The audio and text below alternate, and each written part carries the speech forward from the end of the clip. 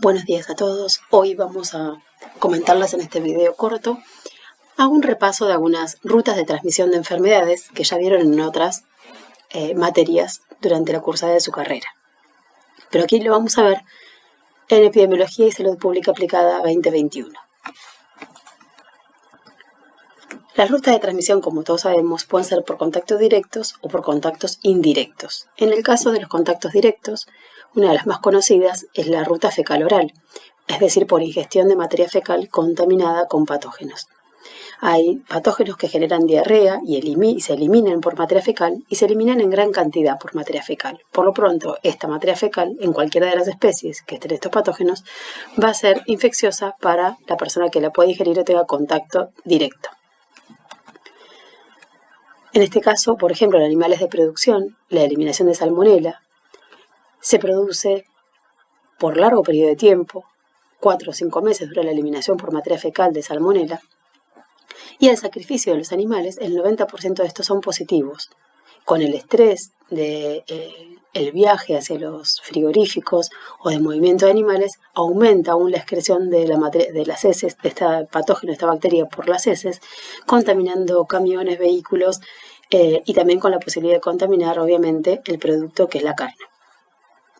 Pero ¿cómo se infecta ese animalito, en este caso el cerdo? Bueno, se va a infectar también por contacto con materia fecal con salmonela, con heces, donde esta bacteria tiene una supervivencia muy larga, como dijimos recién, no solamente se elimina 4 o 5 meses, sino que persiste en el ambiente por unos 6 meses, aún ante la desecación del ambiente, de la materia fecal que esté en el ambiente. Aparte de esto, no solamente por ruta oral, sino que también si esta materia fecal seca, se aeroliza en el polvo y en este caso por aerosoles puede ser también transmitida vía aerógena a cortas distancias. En el caso de los bovinos, aquí por ejemplo el contacto directo con materia fecal infectada con el virus de diarrea viral bovino, vimos este trabajo de Nueva Zelanda, donde el 41.1% de los establecimientos eran positivos y el 50% de los tambos también.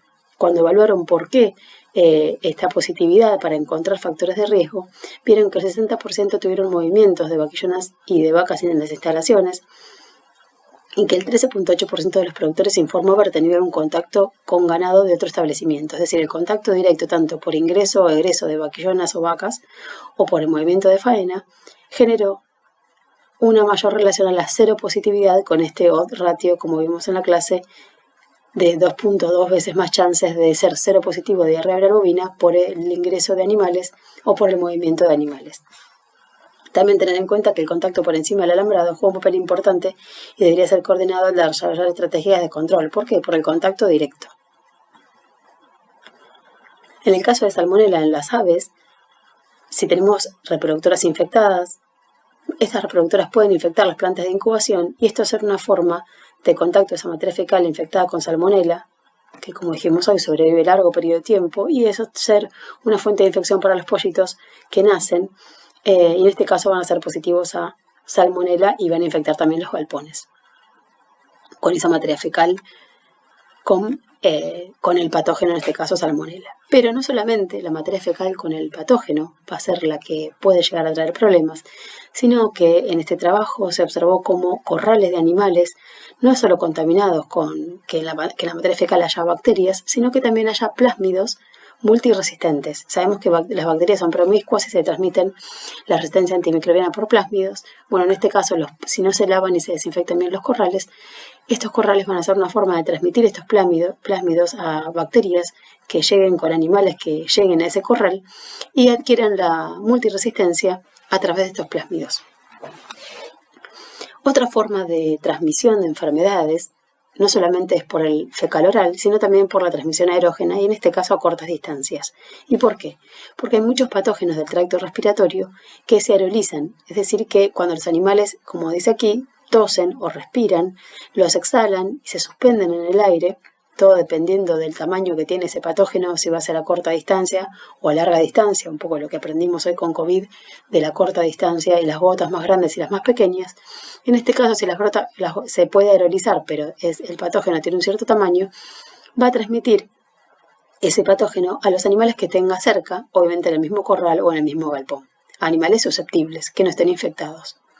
Y también no solamente a partir de que por la tos o la respiración se aerolicen, sino también por la suciedad y el polvo que hay en las instalaciones ganaderas o donde estén los animales. Tal vez no pueden ser solamente animales de producción.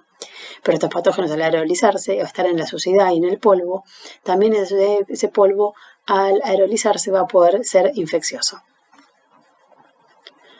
Aquí, por ejemplo, vemos en bovinos cómo la transmisión está dada por aerosoles corta distancia, el virus de influenza tipo D, y en este caso, en este artículo, vieron cómo animales separados por 3 metros, ¿no?, por el flujo de aire hubo transmisión de influenza D desde terneros infectados a terneros centinelas que no estaban infectados, con lo cual mínimamente tenía que haber una separación de corrales de 3 metros.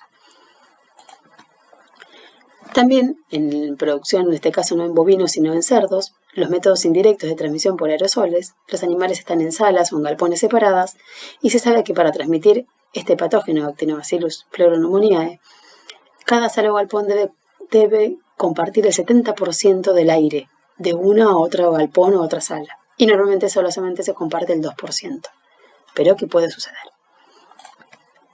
También tenemos, por ejemplo, lo que es la transmisión aerógena a largas distancias.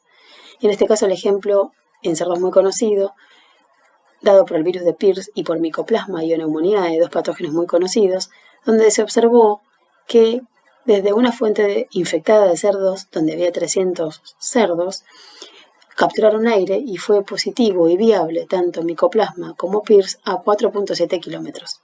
Luego un estudio posterior demostró que también habían sido muestras de aires positivas a 9.2 kilómetros de una fuente infectada.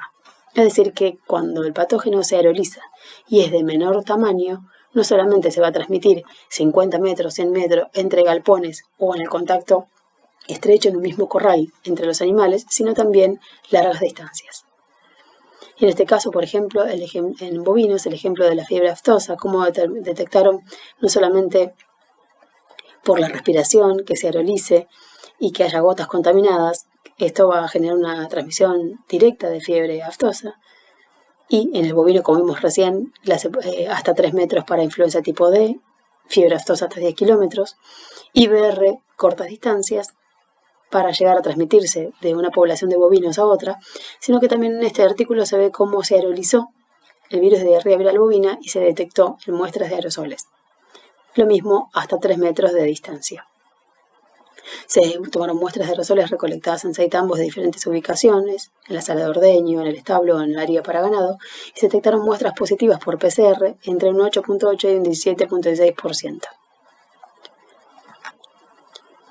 No solamente es entre animales la transmisión, sino también que todos conocemos lo que ocurre con la zoonosis, ¿no? Entonces, en este caso también vemos que en el caso de influenza tipo A, ¿no?, en el caso de H1N1 pandémico, tuvimos la transmisión interespecie, la creación a partir de aquí, surgimiento de nuevos variantes de influenza tipo A y con esto la pandemia, y se vio en este caso que durante la pandemia hubo una zoonosis reversa, es decir, a partir de otras especies y los humanos pueden infectar a los cerdos y los cerdos pueden infectar a los humanos y los humanos a los cerdos.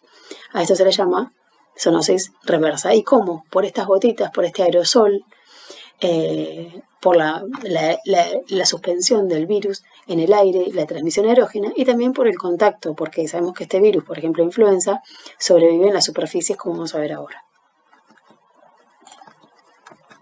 También en el caso de interespecie se puede dar una transmisión, hablando de enfermedades emergentes actualmente, de influenza tipo D, como vimos recién, donde es el único tipo de influenza que desde los bovinos puede transmitirse hacia los cerdos y a los humanos. En este caso vemos que en este artículo como este nuevo virus de influenza tipo D puede generar esta transmisión desde bovinos a cerdos y de bovinos a humanos, ¿no? También pequeños rumiantes pueden estar afectados.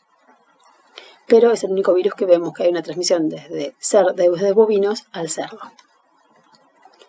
También la transmisión puede ser en forma indirecta por fomites.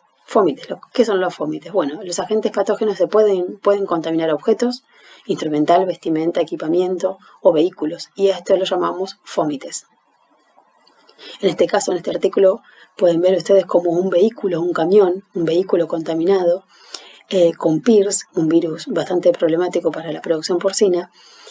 Es bastante difícil de decontaminar este vehículo contaminado, porque en este caso, en este estudio, vieron que lavando y desinfectando el camión que había trasladado animales infectados, porque este virus se elimina por materia fecal, dejaron el camión infectado, lo lavaron y lo desinfectaron. Así, más allá de eso, el 40% de estos vehículos era aún positivo por PCR a PIRS, con lo cual tuvieron que evaluar qué pasaba con no solamente lavar y desinfectar esos fómites, esos vehículos, sino también congelarlos, descongelarlos o secarlos con aire caliente. Y allí sí, con aire caliente destruyeron el virus y lograron una mejor eficacia de decontaminación de los vehículos. Pero también hay otras formas de fómites que no solamente son los vehículos, como dijimos recién, la ropa, las botas, las manos, áreas de las manos, de la piel contaminadas. En este caso, con influenza A, se ha probado que puede transmitir el virus, efectivamente, en este artículo, desde un galpón a otro, si yo tengo la ropa, las botas o las manos o áreas de la piel contaminadas con el virus de influenza tipo A.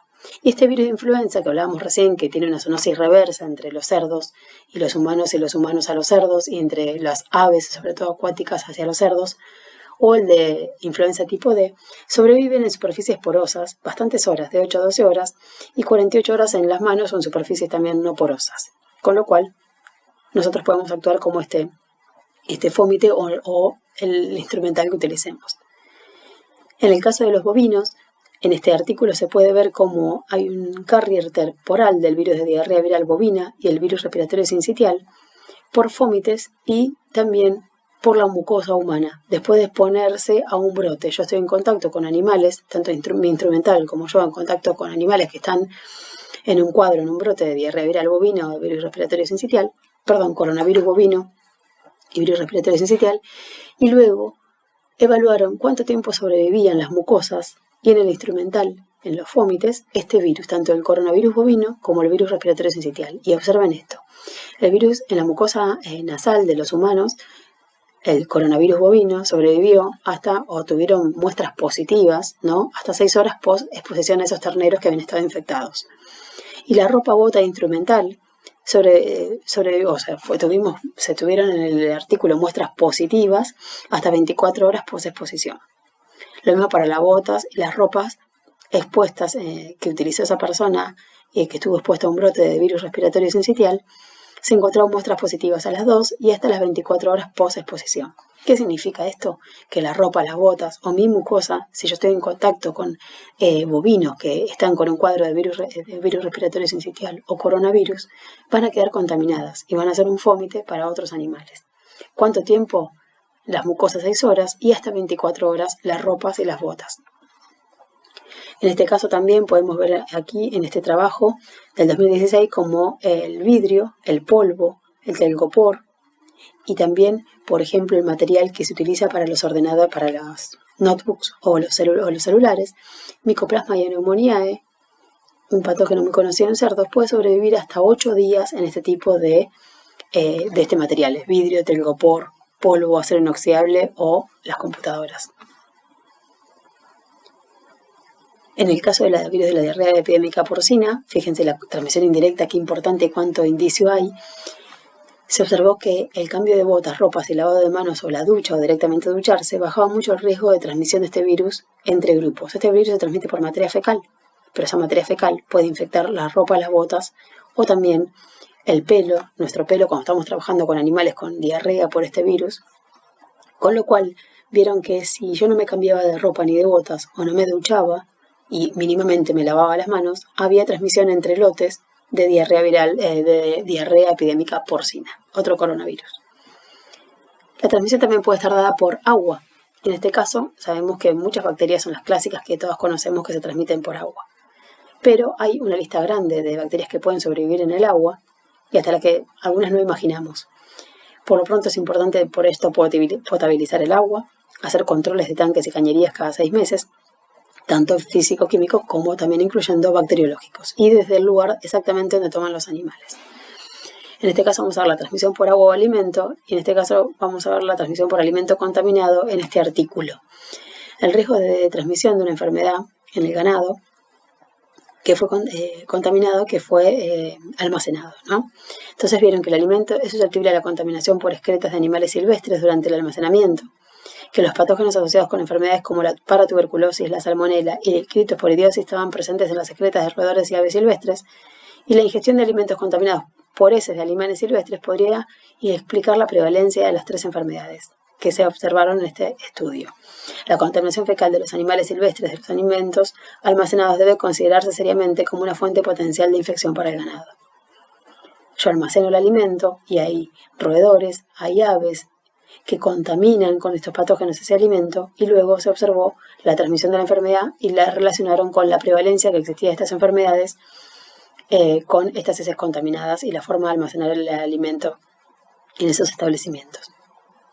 Aquí vimos como, por ejemplo, un estudio desarrollado con los brotes que hubo en Norteamérica de diarrea epidémica porcina, cómo muestrearon los silos donde estaba el alimento para los cerdos, y los silos eran positivos por PCR. Y en este caso vieron directamente una relación temporal, porque observaron granja A, B y C, y observaron cuándo se llevó el alimento y cuándo aparecieron los signos clínicos de la enfermedad. Y hubo una relación estrecha entre esto y obviamente la positividad de los silos al virus, la presencia del virus en el alimento. Es decir, el agua y el alimento son una fuente muy importante de transmisión. La peste porcina africana, se hizo una revisión de todas las vías de transmisión en Rusia del 2007 al 2012 y se colocó un porcentaje dado a cada una con la frecuencia que se presentaba la infección de las granjas por diferentes vías. En este caso, para la peste porcina africana, los vehículos contaminados se llevaron el mayor porcentaje de causa de infección de las granjas. Luego, alimentar con materias primas contaminadas, residuos de restaurantes o carne humana, alimento humano y residuo basura, en un 35%, y una gran parte de esto que aún no se conoce. Pero también ingresar o mover cerdos infectados, contacto con granjas vecinas, traída contaminada por las personas que trabajan en la granja, y el contacto con jabalíes, ¿no? Con toda la población silvestre de donde se encuentra ese establecimiento ganadero, es una fuente de infección. La comida contaminada, porque este virus sobrevive largo tiempo en fiambres y embutidos. También tenemos que hablar de la transmisión sexual. Y en este caso, una de las más cosas, ¿por qué se puede dar esto? Ustedes ya lo conocen, por las secreciones reproductivas que pueden estar, obviamente, estar presente el patógeno en estas secreciones reproductivas, o también porque yo compro semen y ese semen está infectado, no me parece una forma, está contaminado, no estaría infectado el semen, sino que obviamente sabemos que hay muchos virus que se eliminan por secreciones y que se eliminan por semen, y ese semen es capaz, el patógeno, de permanecer viable a su procesado y al transporte al establecimiento ganadero e infectar a las hembras. Entonces, las secreciones del tracto reproductivo y el semen pueden ser una fuente de infección para las cerdas o para los bovinos o para diferentes animales en los que se utiliza, no tienen contacto directo por el coito. Los patógenos pueden ser transportados largas distancias mediante la venta de semen, y en este caso también será un problema transfronterizo si se mueve semen de un país a otro con diferente estado sanitario. Por eso SENASA lo controla. Está prohibido en ciertos puntos la compra de semen para algunas especies, en otras no, pero hay un control exhaustivo y muestreo de este semen. En este caso acá les dejo una lista de patógenos que pueden detectarse en semen, y fíjense, largo, hasta 3 meses, que pueden no alterar la calidad seminal, y con lo cual yo no observo un cambio, y que se observó sí la transmisión y seroconversión de las hembras inseminadas post utilización de ese semen, como en este caso, por ejemplo. Vemos que en PIRS los padrillos pueden eliminar el virus en forma intermitente, pero hasta 3 meses, con lo cual esto genera que tanto la monta natural como la inseminación sean una forma de transmisión. Y también una forma de transmisión, la vertical o transplacentaria, y en este caso la infección transplacentaria del feto puede tener diferentes consecuencias dependiendo en qué etapa de la gestación se infecte esos fetos. Una vez que este mismo patógeno puede también tener diferentes respuestas, dependiendo de la etapa donde se infecte ese cerdo o ese bovino o ese animal gestante, y dependiendo la inmunidad tanto de ese animal como mismo de los fetos, sabemos que a partir de una cierta edad hay inmunocompetencia, se van a producir diferentes consecuencias. La reabsorción fetal, la muerte fetal, animales nacidos persistentemente infectados, con anomalías congénitas o nacidos débiles. Bueno, en este caso vemos que se va a producir la transmisión desde la madre al feto durante la gestación o en el momento también del parto. En el caso de la transmisión vertical o transplacentaria, muchas veces a la transmisión durante la etapa neonatal, hay gente que también lo clasifica como vertical, pero en realidad no sería puramente una transmisión vertical, si durante la transplacentaria o en el momento del parto. Entonces, en el caso de Pierce, se transmite este patógeno como ejemplo, en el último tercio de la gestación. Hay una réplica del virus en endometrio y placenta, genera falla reproductiva con la pérdida de algunos fetos, otros lechones nacen, pero nacen persistentemente infectados, y el problema es que estos lechones que nacen con esta infección van a poder eliminar el virus por más de 200 días y tener esta infección por más de 200 días. ¿Qué ocurre? Que en esa población de lechones, esa población de cerdos, van a poder tener la capacidad de infectar a otros cerdos por más de 200 días. ¿Por qué? Por el contacto directo, porque este virus se elimina por todas las secreciones y excreciones. Se va a eliminar en materia fecal, en orina, en las secreciones nasales, en la saliva. También obviamente que hay viremia y muy larga, entonces si utilizo agujas y no las cambio cada cierta cantidad de cerdos, también yo con las agujas, compartiendo agujas en forma iatrogénica, los voy a infectar. Este tiempo largo de persistencia de la infección y de eliminación de patógeno y viremia hace que realmente sea muy efectiva la infección de otros animales en forma horizontal.